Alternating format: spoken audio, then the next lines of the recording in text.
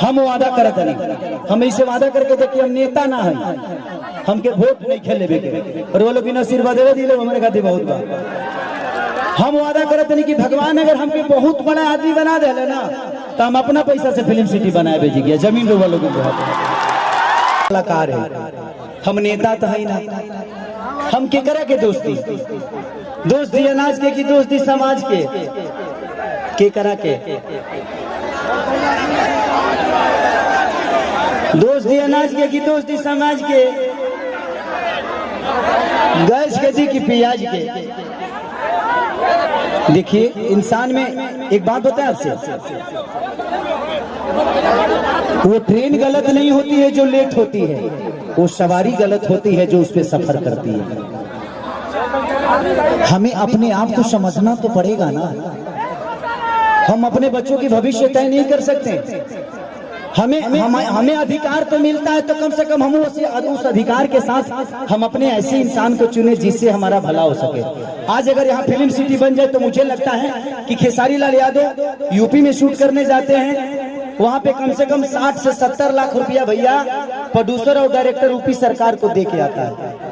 वहाँ कम से कम 300 लोगों को रोजी मिलेला, रोज कलाकार हो जी पैदा होले, रोज कलाकार काम करेले।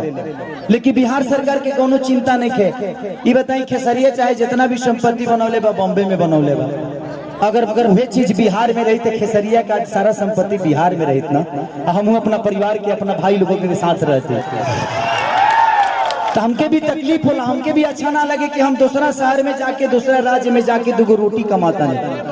हमके शर्म लागेला दूसरा के जगह काम करे में, लेकिन क्या करी जब हमारे खेत बंजर हो जाए तो घर तो दूसरे के खेत में नहीं चलावे के पड़ी हमके। और हमारा खेत बंजर, हम किसान हो के भी इस खेत को आबाद नहीं कर पा रहे हैं तो गलती हमारी है। गलती हमारी ये है कि हम जब इलेक्शन आता है तो खाली 2 फ्रूटी पियला के बाद तो बटन दूसरा जगह चल जाता है। सबसे पहले एक दिन की खुशी को मारना पड़ेगा अगर आपको पूरे जीवन की खुशी लेना है तो। एक दिन की खुशी को जिस दिन आप मार दीजिएगा, अधिकार वो आपका नहीं है, वो आपके बच्चे का भविष्य है जो आपको तय करना है। पैदा करना ही बच्चों का भविष्य नहीं होता, शिक्षा देना ही भविष्य नहीं होता। ये बताइए जी खेसारी के बेटा बेटी अगर खेसारी का लगे पैसा बा तो अमेरिका में पढ़ा दिए, लेकिन सबका लगे सक्षम तो नहीं खे ना जब अपना बेटा बेटी का अमेरिका में पढ़ाई। तो बिहार में कितना लोग खेसारी बजी, एक गो ना, एक खेसारिया बा।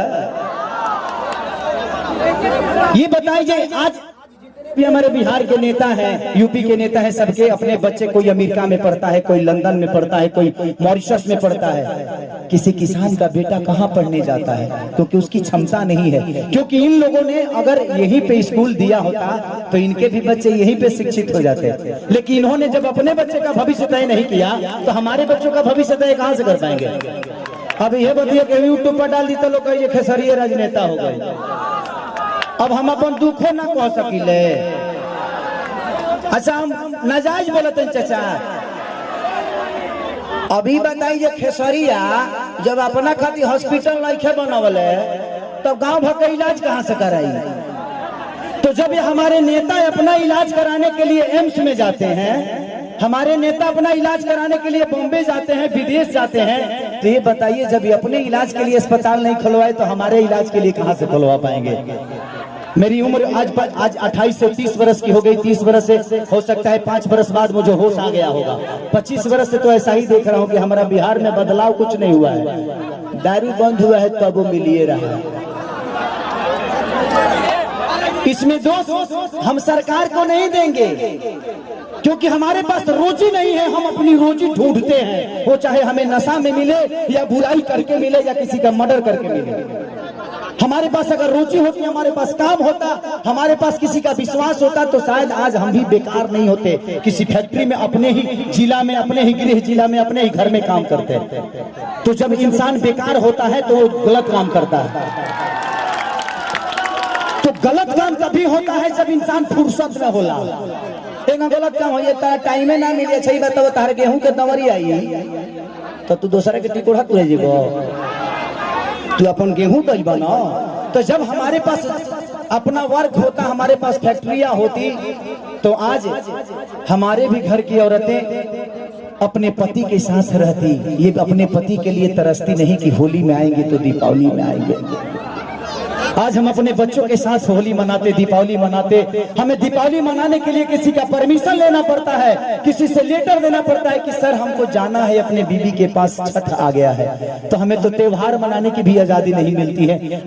ऐसे राज्य में हम पैदा हो गए हैं। हमें ऐसे राज्य से नफरत नहीं है, लेकिन यहाँ के सिस्टम से मुझे नफरत है कि यहाँ के सिस्टम हमें कहीं का नहीं छोड़ा, कहीं ले ही नहीं गया। इनका एक ही काम है कि जब बाढ़ आई ना, इलेक्शन के बाद हमें रोज मिली।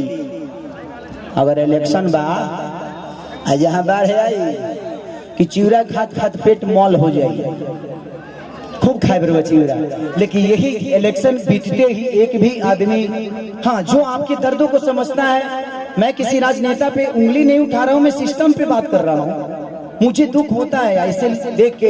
इस जमीन को देखा तो मैं अपने अखिलेश बाबा से बोल रहा था एक बात कि बाबा इतनी अच्छी जमीनें हैं, ऐसे ही जगह पे हम शूट करने जाते हैं तो वहाँ फिल्म सिटी बन गया है। यही जंगल मुझे मिलती है मैं जब शूटिंग करने जाता हूँ, तो इससे कुछ वीआईपी नहीं मिलता है, लेकिन हमें वहां मिलता है क्योंकि वहां के सिस्टम ने उस जगह को बनाया है। व्यवस्था तो हमनी के बनावे के पड़ी। अच्छा 5 साल में एक बार मौका मिला, ओकरो में हमनी के फ्रूटी पे घा जाइले से, तो कहां से व्यवस्था के दे दी। हमें अपने आप को बदलना पड़ेगा। आपको बदलने के लिए आपको अपने आप को बदलना पड़ेगा, तब सिस्टम बदलेगा। क्योंकि सिस्टम चलाने वाले आप हैं, आप उनको अधिकार देते हैं सिस्टम चलाने के लिए। तारा पैसा से फॉर्च्यूनर पर खेसारी लाल चढ़ेले। खेसारी के काल से सुनल बंद कर देवे। खेसारी के औकात नजर आ जाए कि खेसारी तू कितना बड़ा स्टार होगा। मैं अपनी बातें कर रहा हूँ। तो जब खेसारी लाल यादव की औकात आपके हाथों में है, मेरा भविष्य आपने तय किया है। एक दूध बेचने वाले बेटा, एक लिट्टी बेचने वाले बेटा स्टार आपने बनाया ना। मेरे पिताजी कभी मेरा सिनेमा नहीं देखते हैं, लेकिन आप लोग अपने बेटा के लिए अपना हाथ तक फाड़ लेते हो, तो मेरे बाप से बढ़ के आप सब होते हो। इसीलिए मैं हमेशा आप सबसे प्यार करता हूँ। मैंने अपनी जगह पहचानी। रास्ते खत्म नहीं होते हैं, जहां खत्म होते हैं वहीं से एक दूसरा रास्ता बनता है। वो आपको चुनना है कि आप जाना कहां चाहते हो। ये पत्थर भी विश्वास क्यों जगा देता है। हम राम को क्यों पूछते हैं यार। पूछने का कारण है कि राम ने कर्तव्य किया है, और हम पत्थर में भी भगवान ढूंढ लेते हैं। और हम इंसान होकर एक इंसान को नहीं बदल सकते। क्या हम अपने बच्चों का भविष्य तय नहीं कर सकते। पत्थर में विश्वास ढूंढ लेते हैं, लेकिन हम किसी नेता में अपना भविष्य नहीं ढूंढ पाते हैं, क्योंकि हम फ्रूटी पे बिकते हैं। हमें फ्रूटी छोड़ना होगा। 5 साल बाद मौका मत ऐसा काम कर दो कि आदमी लोग बन जाओ। अपने आप समझ में आ जाए कि नेतागिरी का होला। हर आदमी के लिए बात करता हूँ। मैं देखा तो मुझे दुख हुआ कि इतने सारे जमीन के बावजूद, मैं किसी सरकार पे उंगली नहीं उठा रहा हूं, लेकिन मैं बातें बोलता हूं कि अगर मेरी बातें यूट्यूब के माध्यम से कहीं ना कहीं तो चलिए जाए, हम जाना था। लेकिन मैं यही कहना चाहता हूं सरकार से कि यहाँ 5000 एकड़ जमीन है, 100 एकड़ में एक फिल्म सिटी बना दो यार, कि मैं अपने भाइयों के साथ यहाँ शूटिंग करने आऊं। अगर मुझे लगता है ना, अगर यहाँ पे फिल्म सिटी 100 एकड़ में बन गया तो बिहार की सबसे खूबसूरत ये जगह होगी। ये मेरा दावा है, ये मैं जानता हूँ। और पूरी दुनिया यहाँ पे आएगी शूटिंग करने, चाहे वो सलमान खान हो, अमिताभ बच्चन हो, या अक्षय कुमार हो। खेसरिया के तक घर है तो झड़ो फिरे कभी चल जाए। हमार तो बतिया हटा दो, हम तो घर के बेटा हैं। ये जमीन के उपजल एगो अनाज है। लेकिन दुख होता है, हमके बड़ा दुख लगल है। ऐसा नहीं हटा, ये जगह देख के दुख ना लगल है। इतना सुंदर जगह बने, ओकरा बावजूद हमनी के अपना जमीन पर फसल नहीं किस उगा पावत। ये हमनी के ब्रह्मणा बा, हमनी के कितना तकलीफ में बानी जा। अरे हाँ पिता है, क्या कहूँ। अरे वो तो बहुत दूर की बात कह दीजिए। मुँह हम लोगों को चलने के लिए रोड नहीं मिल रहा है। देखिए यहाँ से वहाँ से एक बार एग्रीमेंट भी हुआ था, सरकार बनने नहीं दे रही है। हम लोग क्या करें, अब कोई रास्ता नहीं मिल रहा है। तिल्हार से यहाँ आने जाने के लिए सेमरा तक रोड हुआ था, सरकार वन विभाग करने नहीं दे रहा है। ये तो बड़ी बात कहती है 500 बीघा काम करने के लिए।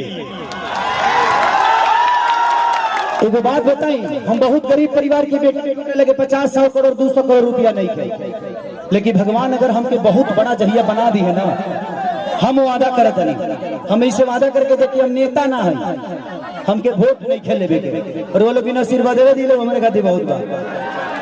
हम वादा करत नहीं कि भगवान अगर हमके बहुत बड़ा आदमी बना दे ना, तो हम अपना पैसा से फिल्म सिटी बनाए भेजी गया, जमीन रो वालों को इससे इतना नीमन जगह हम साउथ में, अभी साउथ के सिनेमा करके नहीं है, इतना नीमन जगह हमके साउथ में ना मिला। हम अपना जीवन में पहली बार इस जगह पाइल भाई, इस जगह पे आया, इस जगह पे आके ऐसा लगा जी यहाँ जन्नत है और यहाँ पत्थर नहीं, यहाँ हर पत्थर पे एक इतिहास बना हुआ है, बस लोगों को पढ़ना आना चाहिए। लेकिन मुझे नहीं लगता कि इस सरकार को कभी ये पत्थर नजर आएगी। इनके नजर में ये पत्थर है, क्योंकि इसके लिए आपने मंदिर नहीं बनाया ना। एक पत्थर को रख के जब हम मंदिर बना देते हैं तो उस पे जल चढ़ने लगता है।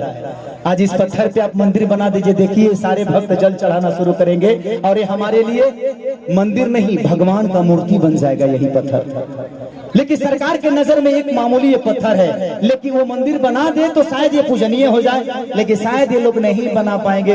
हम 30 साल से तो यही बोलते आ रहे हैं, लेकिन लोगों को लगता है कि मैं राजनीति करने लगता हूँ। मन करना चाहिए हमारा 25 साल 30 साल हम हीरो में ठीक बनी, नेता बन जब तो कहीं सटे के मिली हो तो हर जगह देखे बारे कोनो फोटो नहीं खींचत है ना। अभी बताओ जे है ना भाइयों ले तनी तो केहू कुछ बोले वाला नहीं खलो, ऐसे हमारा नेता नहीं बने। हमको कुर्सी नहीं चाहिए, हमको कुर्सी पे बैठने वाले वो लोग चाहिए जो मैं चाहता हूं कि हर आदमी एक घर में नेता है। आप अपने घर को चलाते हैं तो आप नेता ही तो हैं। आप अपने घर को चलाते हैं, आप 6 आदमी को चलाते हैं, यहाँ 12 करोड़ जनता को मुख्यमंत्री चलाते हैं, तो उनको पावर दिए है तब ना। तो इसीलिए मैं चाहता हूं कि आप लोग अपना भविष्य तय करिए। इस जगह से मुझे बहुत प्यार हुआ बबन भैया, मैं आज अपने चाचा के पुण्यतिथि में आके बहुत मैंने इतना गर्व महसूस करे तरी कि क्या बताई, भगवान हमके इतना तू बड़का बना देना कि हम यही जी बंगला लेके अपना मेहररुआ के संग रोज चूहू चौपाटी घूमू। इतना बढ़िया है जिगिया, नदी बहत आवे चूहू चौपाटी बन जाते जिगिया, हर आदमी ठेला लगा के रोज 500 रुपया कमा के जाई। लेकिन का चिरकुट बड़ों से कहीं के बुझा था कोई बात नहीं। थैंक यू सो मच कि आप लोगों ने इतना प्यार। अतनी हो छठ से हमने चाहते नहीं कि छठ के बजा दो, अतनी हमने के बढ़िया से सब लोग झूम ली ना, छठ के माहौल चलत आ गई। अच्छा आइए आइए आइए मनीषा जी।